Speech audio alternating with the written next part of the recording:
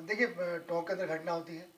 आज आप टोंक आए, क्या पूरा मामला निकल के आ पाया सामने अभी तक? ये कल शाम को एक थाना नगर फोर्ट में हेड कांस्टेबल शंकर लाल कोई कार्रवाई करने जा रहे थे। कार्रवाई करने के दौरान एक घटना घटित हुई जिसमें विमल मीना नामक जो युवक है उसकी मृत्यु हो गई। घटना को लेकर ग्रामीणों में रोष व्याप्त हो गया और उसके बाद फिर उसकी डेड बॉडी लेकर के उन्होंने प्रदर्शन किया। घटना की गंभीरता को देखते हुए तत्काल एसएचओ, सीओ, एडिशनल एसपी और एक्स्ट्रा जाब्ता वहाँ पे भेजा गया और ग्रामीणों से वार्ता करके और समझाइश करके जो विमल मीणा के जो पिताजी हैं मोहनलाल,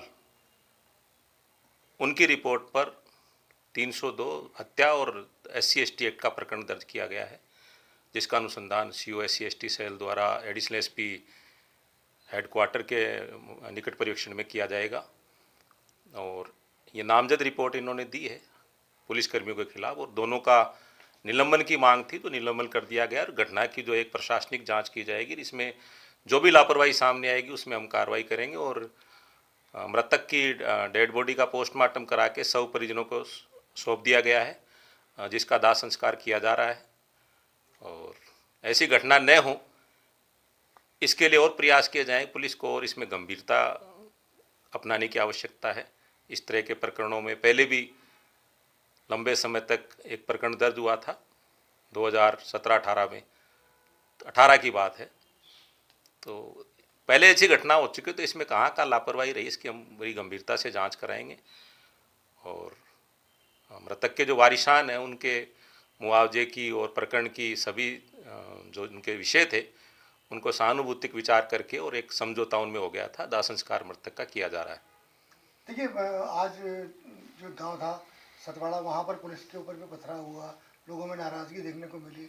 इसको किस रूप में देख रहे हैं आप? लोगों में आक्रोश जो है। जनरली इस तरह के जो घटना होते हैं, किसी की भी मृत्यु जो कारित होना कोई एक बड़ी गंभीर मृत्यु शब्द ही अपने आप में बड़ा गंभीर है, तो निश्चित रूप से लोगों में आक्रोश होता है। तो इस तरह की घटनाएं सामान्यतः कानून व्यवस्था की स्थिति में हो जाती है, तो उसमें पब्लिक को भी संयम रखना चाहिए और किसी भी तरह से कानून को अपने हाथ में नहीं लिया जाना चाहिए। अगर किस तरह की कोई घटनाएं हुई हैं तो हम दिखवाएंगे, जो भी विधिक कार्रवाई हम करेंगे।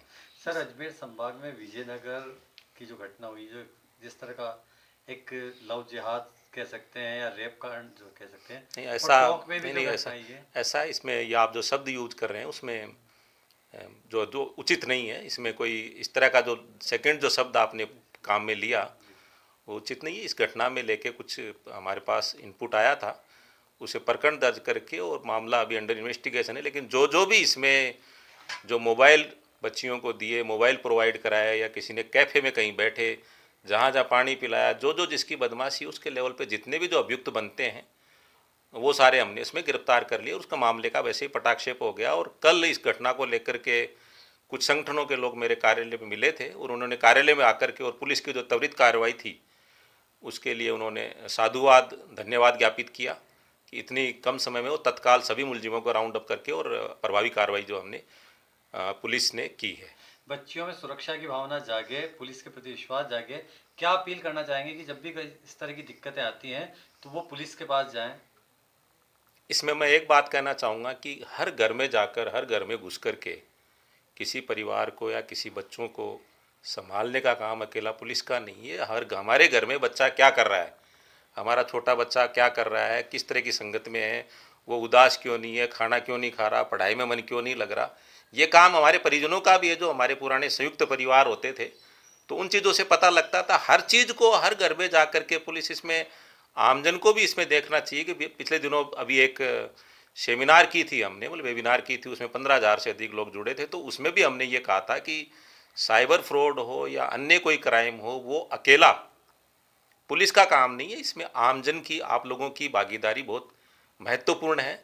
और किसी परिवार में किसी बच्चे के साथ कोई अनहोनी घटना घटित हुई है या उसका थोड़ा कोई सदमे में है या उसका किसी तरह से वो परेशान या दुखी है तो परिजनों को इसमें बात करनी चाहिए। तत्काल इस तरह के कोई इंसिडेंट्स होते हैं तो पुलिस को जरूर सूचित करना चाहिए। पुलिस इसमें ऐसा पहचान छुपा करके रखती है। जो पोक्सो के जो नए जो एक्ट है उसमें जिस तरह से परिवादी का नाम भी नहीं बताते हैं, उजागर भी नहीं करते, तो इसमें गोपनीय रख करके भी कार्रवाई करते हैं, तो इसमें कोई घबराने की जरूरत नहीं। आम जन से हम यही कहना चाहूँ कि तत्काल छुटपुट की घटना की अगर शुरुआत होते ही अगर पुलिस के पास पहुंच जाता है तो घटना बड़ा रूप नहीं ले पाती है। इसी तरह से जैसे गंभीर और असाध्य बीमारी का अगर प्राइमरी स्टेज पे आप अगर चले गए तो उसका ट्रीटमेंट हो जाता है, बाद में बहुत सारी दिक्कतें पीड़ित को भी आती है और समाज में भी कई तरह की समस्याएं और विभाग के लिए भी होती है। तो इस चीज़ों में तत्काल जिस तरह की सूचना प्राप्त होती है, आस पड़ोस में किसी परिजन में या किसी घर में इस तरह की सूचनाएं मिलती है, तो आम लोगों को तत्काल पुलिस को बताना चाहिए। देखिए, कैफ़े को लेकर बात चली, विजयनगर वाला मामला कैफ़े से निकलता है। टोंक के अंदर जो एक लांबा रेसिंग का मामला है, वहाँ भी कैफ़े संचालक सामने आता है। टोंक के अंदर एक सामूहिक दुष्कर्म की घटना है, उसमें भी कैफ़े की भूमिका आ रही है। आखिर ये कितनी बड़ी चुनौती हो गई है अब? देखो, कैफ़े कोई चुनौती नहीं। कैफ़े में किसी को बैठ करके अगर कोई चाय पानी पीता है या कोई बैठता है तो उसको हम नहीं रोक सकते, लेकिन कैफ़े की आड़ में अगर किसी तरह का अपराध होता है, जैसे आपने देखा वो हाल ही में एनसीबी के साथ माननीय मुख्य सचिव महोदय ने और स्टेट लेवल की बीसी हुई, तो उसमें पूर्णतः ये कहा गया है कि जो आपका हुक्का बार है पूर्णतः प्रतिबंध है इन पे। तो हर कैफ़े के बाहर ये बोर्ड लगाने के निर्देश दिए गए थे, साइड गाइडलाइंस आ रही होंगी कि हुक्का बार का जो प्रचलन कैफ़े के अंदर करते हैं वो पूर्णतः निषेध है। तो इस तरह की कोई अनहोनी घटना अगर किसी कैफ़े में समय समय पर पुलिस इनको चेक करती रहती है, कोई संदिग्ध गतिविधियां वहाँ पे पाई जाती तो पुलिस सो मोटो भी इसमें कार्रवाई करती है।